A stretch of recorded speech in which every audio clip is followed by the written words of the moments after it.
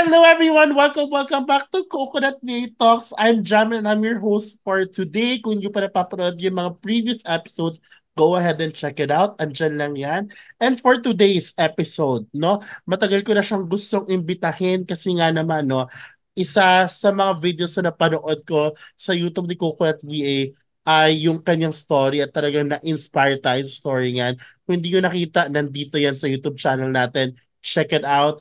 And this person, this Coconut V, has been a is a Scrum Master and has been with Coconut VA for almost 3 years already. Turning 3 years na siya, mga mi. And he's none other than Joben! Hello, Joben!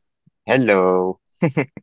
Ayan, salamat naman talaga pinaunlakan mo ang aming imbitasyon. Medyo medyo ah, hindi ganoon ka-busy yung Monday. Na-move yung planning namin bukas.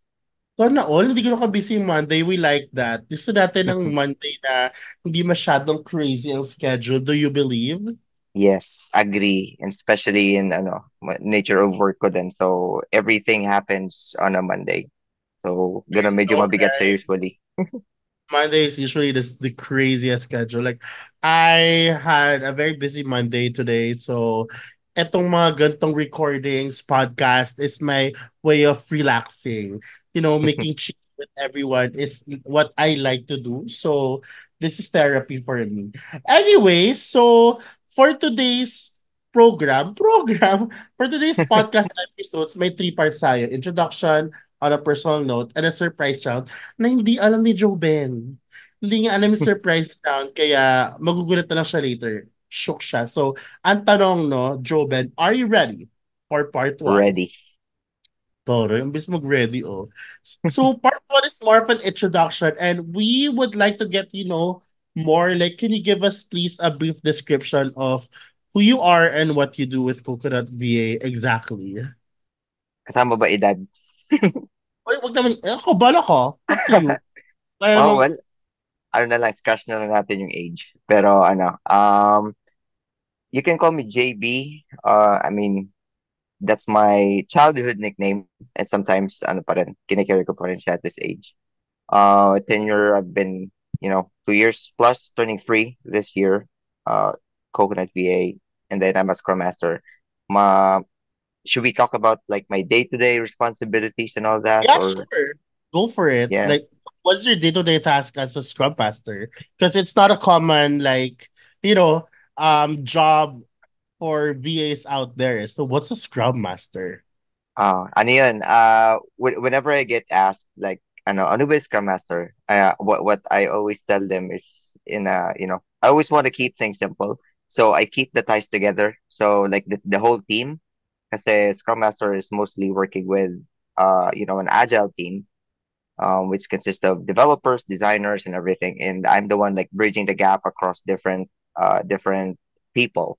So stakeholders, developers, designers, and QA. Oh, So it's more in a software development environment. So yun, day-to-day ko, I'm facilitating different types of meetings. That includes like daily stand-up, sometimes backlog refinement, also sprint planning and sprint retrospective. So all of those like different Scrum ceremonies. And other than that, I'm also right now in my current role, I'm a Jira admin. So I manage all of the like every tools that wow. our company has. So yeah, like I'm like everywhere, including finance and everything. So we do have a tool that's like tracking the time and the hours spent on every project, because right now we do have like multiple projects across the board. And I'm the one helping with that too, including Jira and sometimes Trello and Figma and all of those other tools. So I do a lot of things. That's a lot of work. Like, that's like jack of all trades mode talaga, no? Like a Scrum Um, Master. I remember we had a Scrum Master opening with Coconut VA, and it was so hard for me to look for that person kasi I'm not super aware of that post. Now I know.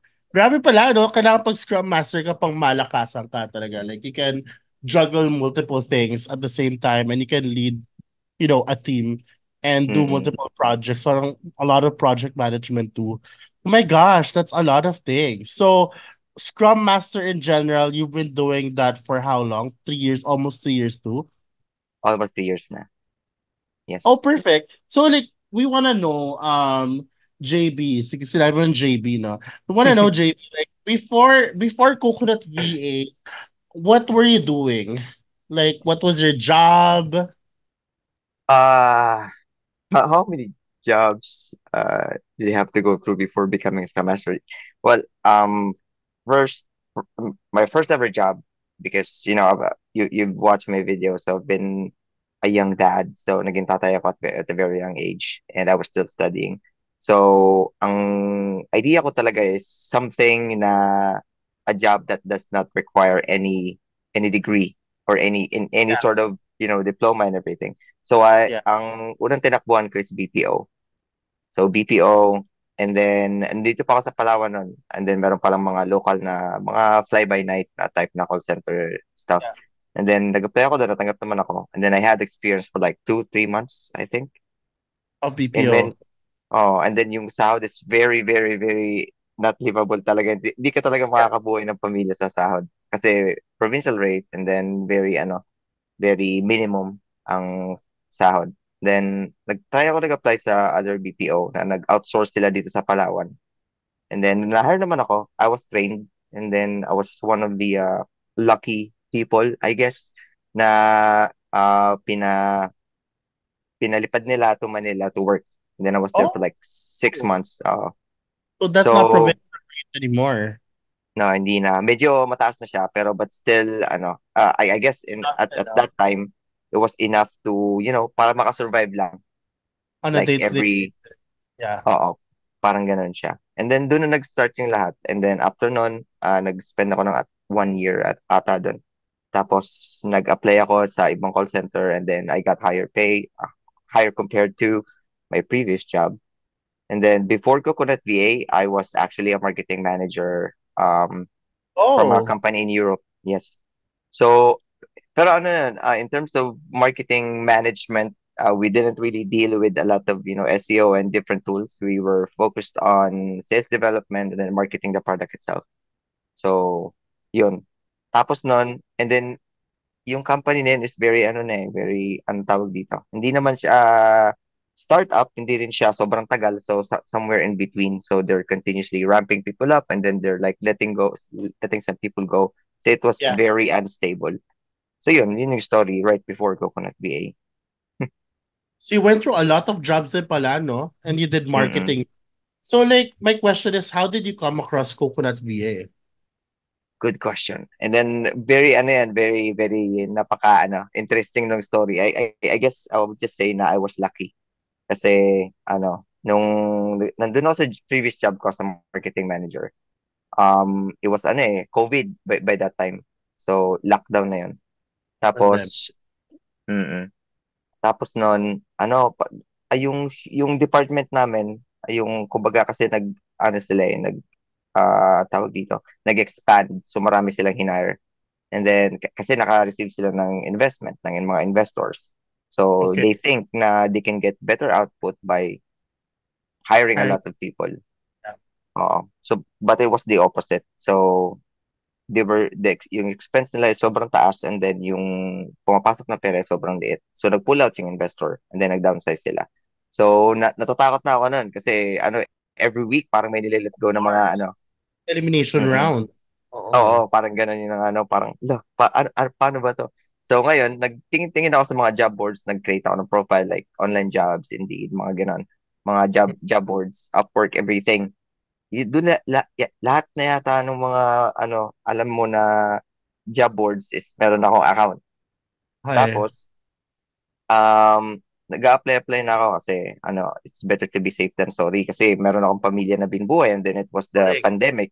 So, hindi talaga ako mabakante.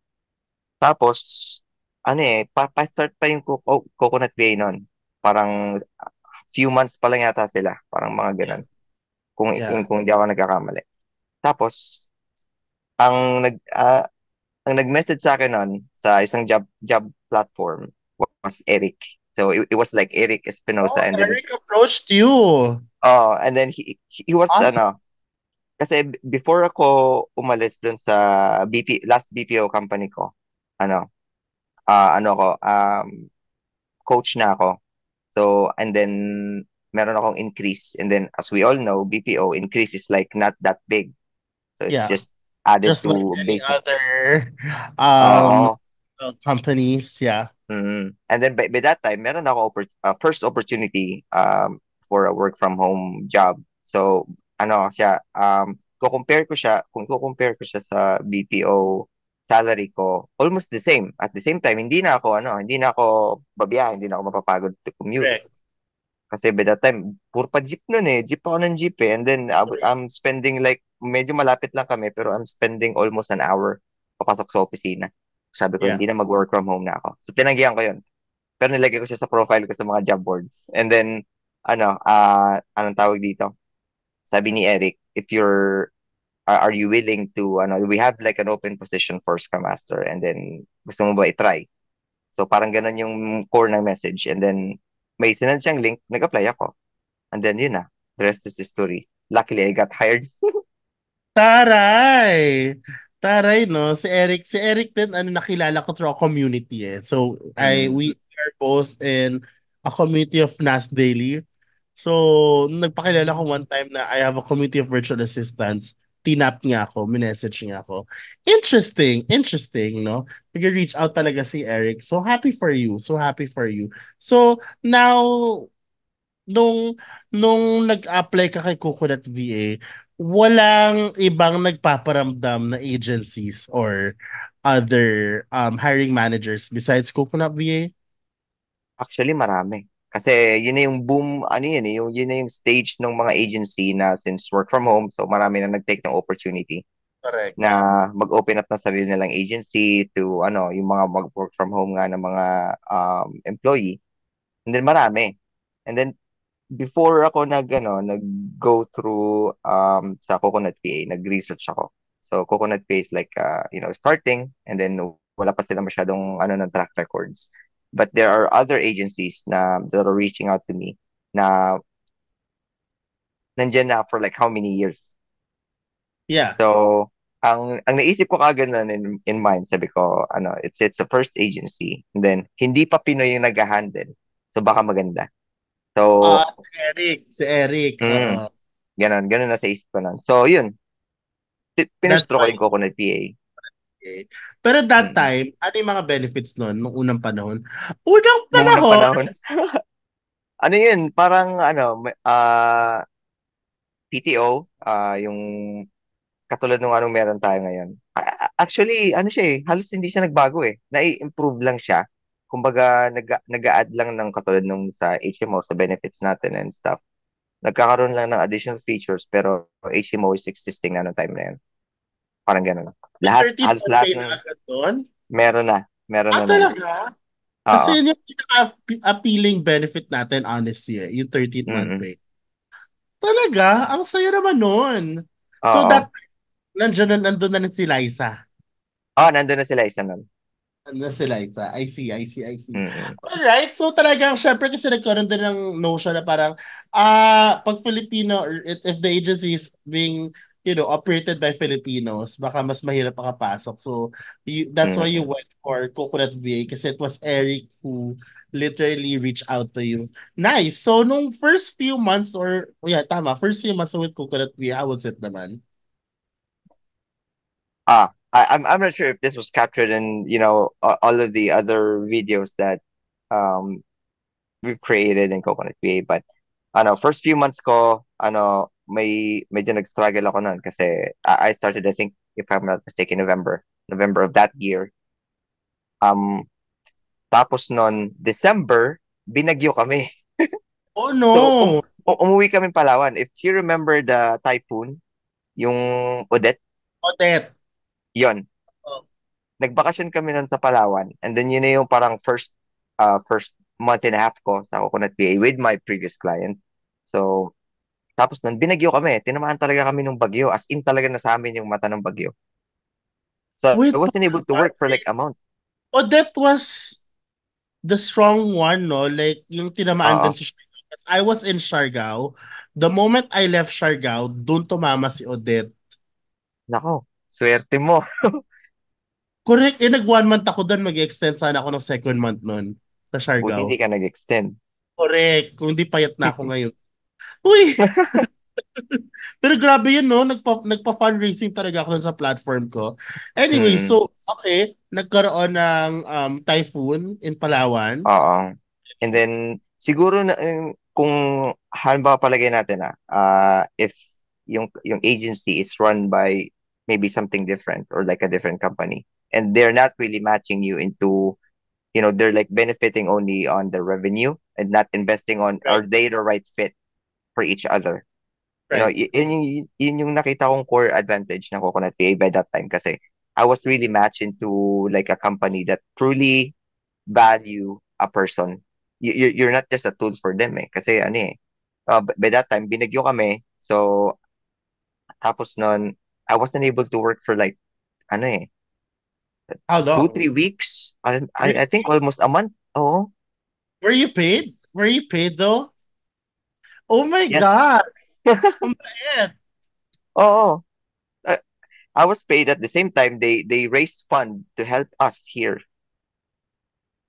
That's So, na sobrang sobrang blessing, no? sobra talaga. And then, alam mo yung ginawa ko nun sa part namin kasi sabi ko kasi sa wife ko, sabi ko, we have enough to cover us for like maybe a month. Sabi ko, so good tayo. And then we were thinking about, paano yung ibang tao? Nakita talaga namin alam mo yung nakikita mo sa news na mga Yeah. sirasirang bahay, ganun talaga yung nasa palibot namin.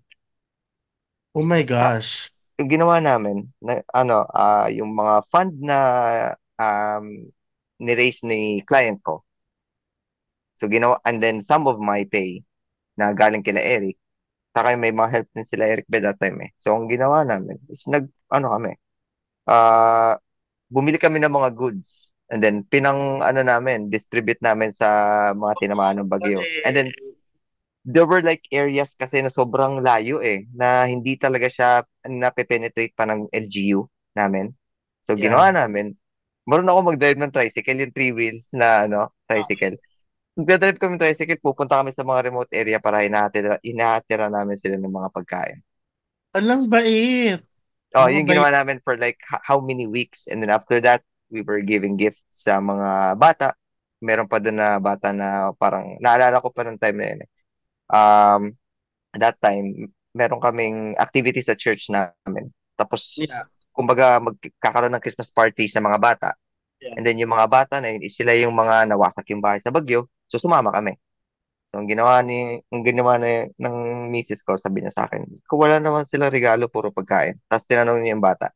Sabi niya na, ang tawag dito, naka-receive ba kayo ng gift? Sabi ng bata. Ano, hindi eh, kasi sabi ni Papa niya, unahin daw nila yung pampaayos ng bahay nila kesa ipambili ng regalo nila. Tsaka handa sa Pasko. So, ang ginawa namin, bumili kami ng laruan, bumili kami ng pagkain, binigay namin sa kanila. So, ganun. Grabe. Basta, Paying it forward. Ang taray. mm, I love it. sabi ko Blessing. kasi, sobra, tsaka ang naisip kasi namin, no, sabi ko, we have enough eh. Meron tayong enough. Kasi babalik pa kami ng Manila noon eh. After nung kasi sira yung mga tulay, so medyo na-delay yung flight namin, na-delay yung mga ano namin. Sabi ko, we still have enough. Nag-usap kami mag-asawa. Sabi namin, sige, we still have enough. Magkano pa ba yung pwede nating i-allot to help other people? So, ginawa namin. Kaya ako sobrang blessed ngayon, no? Nakakaloka kayong pamilya. So, proud of you guys. Kasi, alam mo, sa totoo lang, ang dami kong friends na local sa Siargao and mga friends ko na digital nomads na naging local there na talagang stranded sa Siargao. Grabe. Grabe yung buhay nila noon. Kaya sobrang nakaka-relate ako. So, Walang salamat sa... kuryente, no? Walang malinis na Oo, tubig. sa tubig na malinis yon. So, Oo. nagpapakulo sila ng tubig noon para mainom na hindi masarap ang lasa. Hindi talaga. Grabe. So, grabe, grabe. That was a disaster. But I'm so happy like everyone was able to rise through Mm, that occasion. Grabe talaga yun. Hindi ko makakalimutan yun. Hindi ko makakalimutan yun. As in, sakto pag alis ko tumama si Odette. Yun ang ganap. Yun yung grabe. eksena. Yun yung eksena. I'm so happy na you also have clients that are very, very helpful. talagang pro people talaga. Sobrang swerte with Coconut V and your clients. Super happy to know Yes. that. So, on a personal note, I'm jumping na to part two. Um, being with Coconut VA for more than 2 years now, turning 3 years very soon. Ano naging biggest milestone mo? Marami. As in very big. Okay, Are go. we talking about like personal or are we You talking can about do work? both. Ano naman to eh, Um, limit. siguro if I'm gonna count them, ano mag-storytelling na lang ako in like, like yung pagkasunod-sunod nila. Kasi after nung Odette, after we helped people and then we went back to Manila. Grabe no, ang itim ko nun. Sobra talaga uling na uling kami kasi nga lagi kami nasa labas, nagbibigay kami ng mga Oo. tumutulong kung saan-saan. After nun, I think after a couple of months, nagkaroon kami ng hindi namin alam hindi namin alam na yun na pala yung time na makakakuha kami sa sasakyan. Nakuha kami sa sasakyan. Oh, Nakakuha kami nice. ng sasakyan nun. Tapos, after nun, last year lang, nakapag-migrate kami back dito sa Palawan. So, kasama yung sasakyan lahat. And then, this year lang, nakabili na rin kami ng bahay. And then, possible turn over by the end Grabe. of by the end of this year or by early next year. Tapos, in terms of work, like, paano ko ba to yung development ko sa work, like, kasi ako, I always love to learn new things. Yeah. So, um, if there are like things that I don't know na gusto ko siyang matutunan, inaalam ko talaga paano gawin. Kaya most of the tools that we have right now are like, I'm the admin of mostly everything. Besides yung mga cards na mga financial, it's very sensitive information. Pero most of them, ano na ako, admin.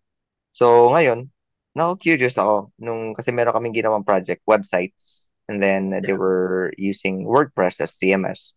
Yeah. So, ngayon, inaral ko, paano ba siya nag-work? Paano siya nag-work? And then, right now, ano, hindi pa ako 100%, pero in terms of, like, yung gauge ko sa sarili ko siguro in terms of web development from front end to back end, siguro mga nasa 70-80% ako confident kaya ako mag-finish ng Taray. project. Kasama yung Mm. mga coding dyan, mga coding-coding. As in talagang coding. Coding talaga siya. Oh my God, Hindi. Abel ka. Hmm. And then yung client ko ngayon is very supportive. Kasi itong client ko ngayon, um, yung COO niya was my previous boss.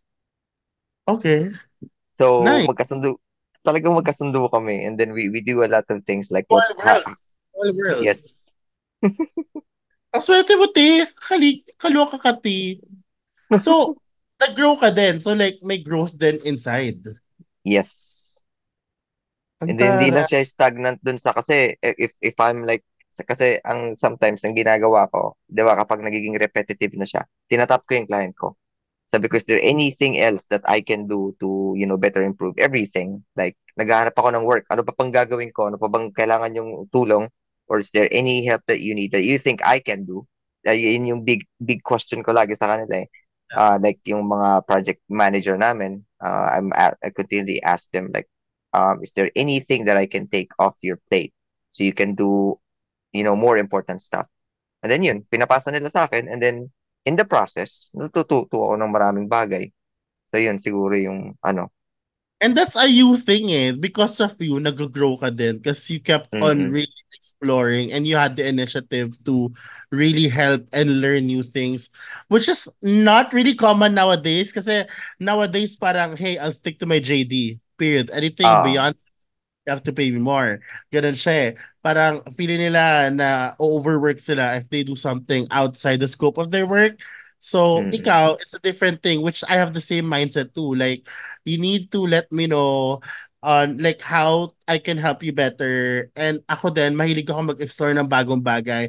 I like doing new things kasi I tend to get so bored if I do repetitive stuff for like Yes. months. No, I girl, I cannot. Parang, I really need to do something new.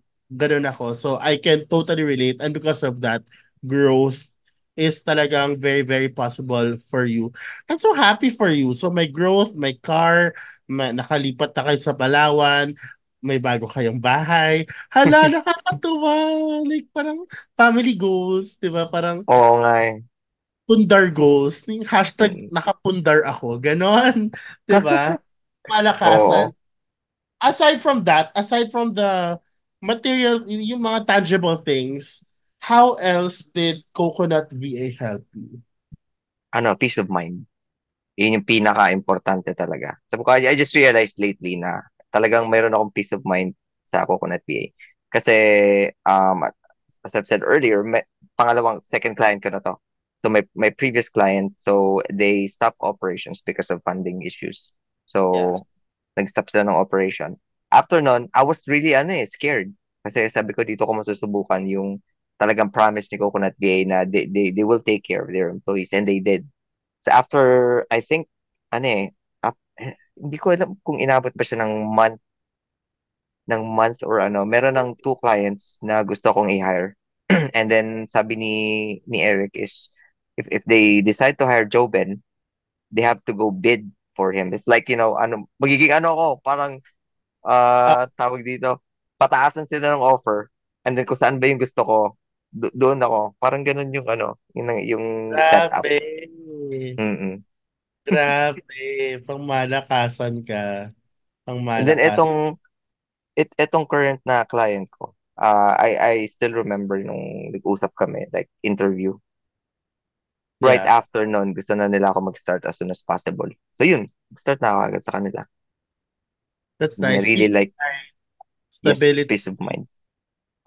When it comes to, of course, the pay and the benefits. So Mm, talagang plus not to mention the win-win-win culture and the zero micromanagement rule here in Coconut VA. It's yes. really, really, really I was so mind blown with that, honestly, coming from another agency and coming from a very toxic corporate world. When I came in dito, so wala pa naman ako 1 year, almost 1 year. I think August, 2 months na lang, 1 year na ako. Mm. Sabi ko, na-culture shock ako, te. Kasi kung ano meron dito, but parang, ha, Sobrang layo, no? konti pa, pressure pang ganyan, para, alam mo yun. Mm-mm. Wala eh, as in like, I'm like having fun because we're in our genius zones nga. It doesn't feel like work at all. Plus, girl, ngayon ulit nakatikim ng 13th month payday. Last year. Kailan ba huli ko? 2018. Diyos ko, day. Ang sarap. Ang sarap. Di ba? Ako nakikita na, I don't know kung may ibang VA agencies that offers 13th month pay, pero so far, wala pa ako masyado nakikita ng ganun. Mm. Talagang walang makakatalo sa peace of mind and stability as a remote worker, ha, Yes. as an independent contractor, freelancer ka niyan, te. Oo. 'Di ba? Na may ganito klaseng benefit, Coconut VA, pang malakasan. Having said that, JP, Doon no, ako natatakot nun eh. Yung pero ano, 'di ba? At least wala. na ka talaga sa pangmalakasang client, pinag-agawan ka pa. Sinong mama mo? So, love it. So having said that, all your milestones, all the help Coconut VA gave you, are you confident to actually, make your friends, family apply, like, recommend Coconut VA to them? Yes. So, yung mga previous coworkers ko nun. Pinagsisend ko sa kanila, apply kayo dito. Sometimes nagsisend ako sa kanila ng mga screenshot ng mga openings natin. And then, I'm not sure. Siguro, di ba meron tayong application process? Siguro may Yeah. ko sila sa mga ibang parts. And then, Yeah, like the intro video. hmm, yes. True talaga. I mean, like, after that naman, tinaw yung benefits sa makuha mo. It's all worth it. It's Oo. all Pero yeah, ito yung tipong pagka ni-recommend mo sa friends mo, hindi ka magdadalawang isip. Kasi Actually, maraming may gusto. di Mm, ba? They are true to the promise. Yan ang gusto ko. yes. They're true to the promise. Kaya, ano na lang, isipin mo na lang, qualified kaya siya. Ganun. Yan Pagka, nga rin. ano lang isipin mo qualified kaya siya. Part, ano Mm-mm. siya, like, Kasi medyo mataas ang qualifications natin. Plus, we're Mm-mm. looking for the best place. But, hello, there's no harm in trying. So, Yep. yeah, thank you so much for sharing that. It's super inspiring. Doon na tayo sa surprise round. Handa ka na ba sa surprise round, JB? Ready na. Already na. Pretty much this or that ang title nun. So, I'll give you two options and you'll choose one and tell me why. Are you ready for this? Okay, ready. Perfect. Pili ka sa isa, work from home or work from the beach? Mm. Ano ako, work from home. Why? Kasi, ano well, depende siguro. Pero I already did both eh. Nag-work na ako sa bahay, nag-work na rin ako outside. Ang siguro na sabi ko work from home kasi less yung distraction. Like less yung Correct. visual distraction mo. Pag nasa labas ka kasi you can see a lot of things and you can easily get distracted. Pero when you're working from home, I mean in my case, because my job requires a lot of thinking. So I can think more and I can think, I can think of a lot of things actually without being distracted. So yeah, work from home ako. Correct. Ako din, I'd rather go on like a full-blown vacation when I'm outside. Ganun. Yes. Or sometimes as, a marketing strategist or as a creative person, it's also refreshing for me to work from, different places like from the beach and all. Pero I noticed as a digital nomad, pagka ganon, doon lang ako nagmumuni-muni. Pero pagdating ko sa Airbnb ko, doon ako like, tawag dito, deep work talaga Ah, mm-mm. after. So, it's parang inspiration lang when I'm outside. I agree with that. Next, full-time or part-time? Full time, always full time. Kuri, as a full-time person, talagang mas stable talaga, as in. Mm-mm. Ako kaka full-time ko lang eh, pero nung Uy, part-time pa lang, congrats. thank you. Nung part-time pa lang ako kay Coconut VA, buhay na ako, te. Ano pa nga yung full-time? Pangmalakasan Mm-mm. siya. I love it. 13th month pay or HMO, isa lang pwede, hindi pwede both. Both kasi meron eh. Hindi, Siguro ako pipili ka lang papapiliin ng ako. isa. HMO ako. HMO. Kasi health, Bakit? ano Health first. yes, health first. Talaga. Correct, correct. Next is paid time off or US holidays. Mm, PTO. Oo, bakit kaya? Bakit? Kasi flexible? Flexible and then pwede mo siya extend eh. And then US holidays kasi is like very specific time. Sometimes, ayaw mong lumabas ng ganong day and then it's US holiday. So, PTO ako, mas flexible siya. Ito. Time Doctor nagsiscreen record or J-Ball? Jibble. Bakit? Easy in and out. Ganun lang. Saka Correct. na-experience ko kasi yung Time na-experience ko Doctor. yung hindi time doctor, yung isa. May isa pa. HubSpot Yun, HubSpot. HubSpot ba yun? o HubStaff. Ayan. Hubstaff? Yeah. Na-experience ko yun. It's like very micromanaging. Like every time stamp, kailangan mo i-track. Like if you're in break, you to hit break or anything. So it's like, Oh, parang merong matang nakatingin sa'yo. Parang merong manager, merong app. And then, magiging ang tawag dito, mo conscious ka kasi nagtitake ng screenshot and then nakikita ng correct. manager mo. Di ba? Correct. Parang ganun. Very micromanaging. Graduate na ako dyan, te, sa Time Doctor. Ganun din siya. Isipin Umay, mo, no? yung manager ako nun, te, tapos kine-question bakit ako nandoon sa website. Parang, hello, ano ba gagawin ko? Social media manager ako, te. Tapos nag-hire pa silang QA to monitor the screen records of all the people. I was like, Hello? girl, that was my sign to leave. So I left. I left. It's not giving. Yan kaya kami Very, sa Corporate, guys, we work based on trust. Pero syempre, yep. if you abuse it, may mga parating na sanctions. Yes. Magkaka-time doctor ka din in Coconut VA for a time. Ayan. Yon. And lastly, complete the sentence. I love Coconut VA because blank. I love Coconut BA because they're the best agency out there. I mean, I've heard reviews, I've read reviews from different people, and then so far nothing yung walang mas lalapit sa anong kaya offer ng Coconut PA. Promise. Ako, I agree. I've been to multiple agencies. I work with multiple agencies too, and nothing beats Coconut V. Not just because of the benefits and the pay, because everyone can offer that, but the culture Culture from the itself. founders. Yung care ng founders, 'di ba? Na yun yung nag-set ng culture ng Coconut VA. Walang tatalo doon. Nobody can replicate that. No? Mm-mm. Anyone can replicate the pay and the benefits, but the care, the culture, the win-win-win culture, nobody can replicate that. Saka yung treatment kasi, yung parang you're not ano eh, you're not like an employee na pwedeng ano, na anong term nito, cog in the machine, para ka lang ano, Yeah, para ka yeah, lang isang ganon na replaceable ka anytime. No, you're yeah. not. What makes you unique is you. So, They value us, mm-mm, someone who helps the company too, 'di ba? So we are the yes. real definition of people first. Hindi siya yung nakapaskil lang dyan sa VMV. Mm-mm. Uy, VMV. Tas walang experience sa ganun sa loob after. Oo. So, we experience it every day. Huy, grabe naman yun. Coconut VA, salamat naman.